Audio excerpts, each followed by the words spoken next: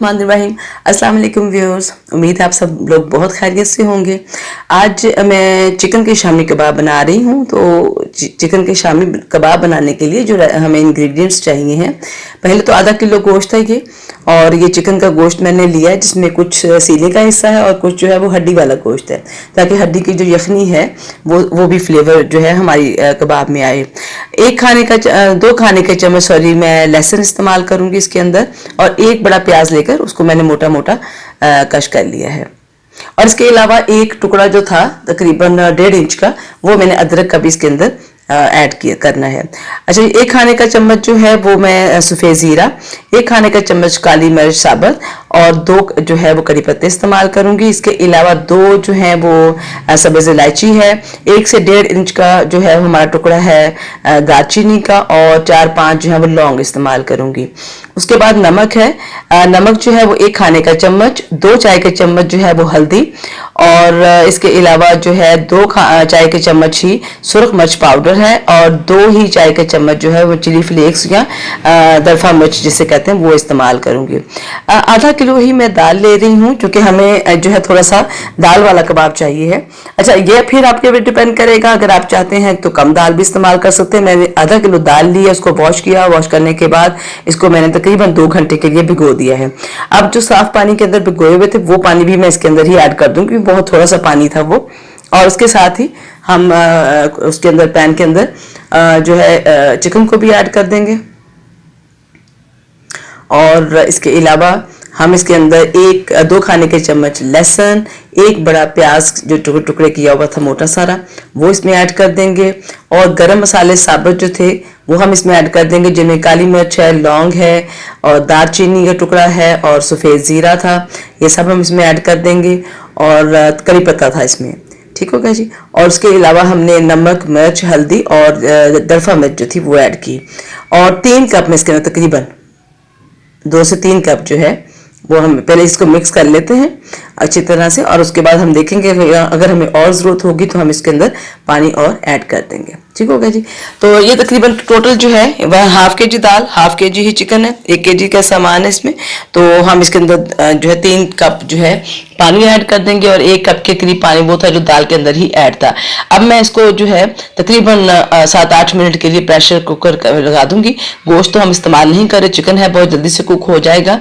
तो 8 मिनट गुजर गए हैं, ये देखिए प्रेशर कुकर मैंने लिड उसका रिमूव कर दिया है, और हमारा गोश्त जो है ये तकरीबन दाल भी गल चुकी है और गोश्त भी गल चुका है। तो व्यूअर्स, यहाँ पर हम इसको जो है गोश्त जो है उसको हम यहाँ से दाल से रिमूव कर लेते हैं, यानी हम गोश्त जो है उसको अलग कर लेंगे, और उसकी जो हड्डियां हैं उनको रिमूव करके जो बोटी होगी हम उसके छोटे छोटे चंक्स यानी छोटी बोटी बनाकर रख लेते हैं, और रेशा रेशा जिसे कहते हैं हम कर लेंगे। और जो दाल होगी उसके अंदर जो पानी है इसको हम मज़ीद कुक कर लेंगे, ताकि ये जो पानी है वो उसके अंदर से खुश्क हो जाए।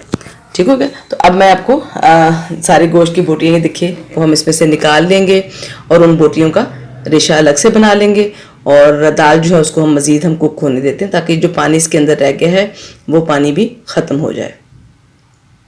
व्यूअर्स, ये बहुत ही मज़े के ये भी कबाब हैं, और आप इसको ट्राई करके देखिएगा। और दाल जो है वो डिपेंड करता है, अगर आप चाहें तो दाल को कम करके भी आप इस कबाब को बना सकते हैं। तो व्यूअर्स, ये देखिए एक तरफ मैंने चंक्स हमारे अलग हो गए, चिकन के जो पीसीस थे वो अलग कर लिए मैंने। और सबसे पहले ये मैंने अदरक का टुकड़ा डाला था, तो वो मैं उसको चाह रही थी कि ये भी साथ ग्राइंड हो जाए, तो क्योंकि मुझे अदरक थोड़ा सा उसका फ्लेवर पसंद है खाने के लिए। तो अब जो हमारी दाल थी इसको अगर आप चाहें तो आप सिल बट्टे पे या कूंडी डंडा जिसे कह लो उसके साथ भी आप पीस सकते हैं। वैसे ना भी पीसे तो ये इतनी ज़्यादा घुल चुकी है कि इसको पीसने की अब ज़रूरत भी नहीं है, लेकिन मैं इसको जो है वो चॉपर में डाल के मैंने इसको चॉप कर लिया।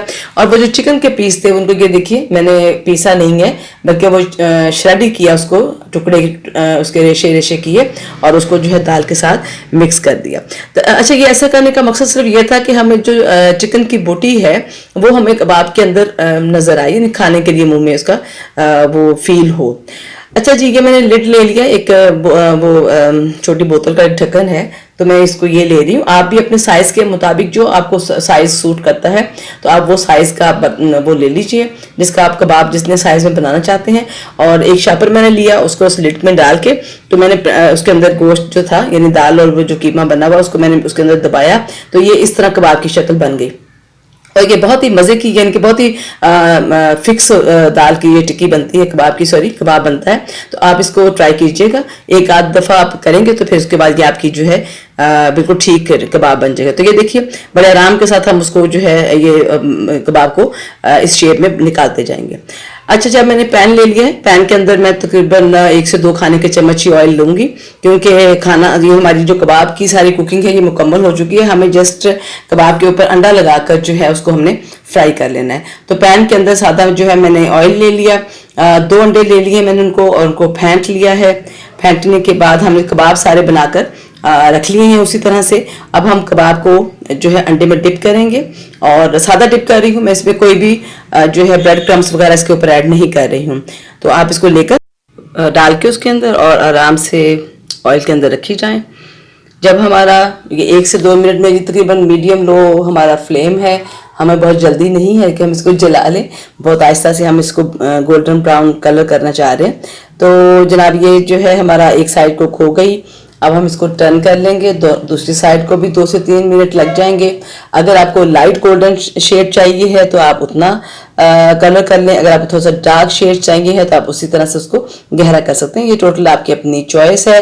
और कबाब के साथ जनाब आप रोटी ले सकते हैं या आप किसी भी चावल वगैरह के साथ भी कबाब इस्तेमाल कर सकते हैं।